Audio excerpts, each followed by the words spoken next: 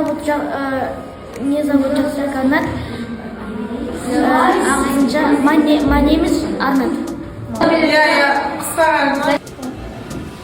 Менің атым Жұлдыз. Меня зовут Жұлдыз. My name is Жұлдыз. Активно участвовали в соревнованиях, очень хорошие баллы показали. Все очень активно отвечали.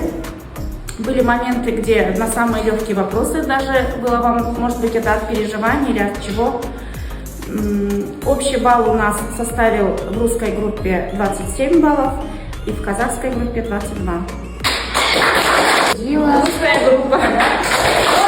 Русская группа жеңді, қазақ несі тобы деген нәрсе болмайды, енді өздеріне байланысты. Бұл жерде жаңағы жауаптарға қатысты, точнее жауаптарға белсенді болып отқан жерде бір 3-4 оқушы шығар, қалғаны ешкім қатысып отқан жоқ.